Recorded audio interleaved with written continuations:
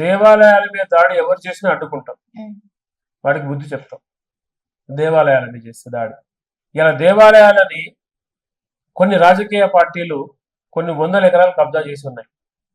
ఇది ప్రభుత్వాల దృష్టికి తీసుకెళ్తే ఇంతవరకు ప్రభుత్వాలు నిమ్మకు నీరు తింటే వ్యవహరిస్తూ ఉన్నాయి.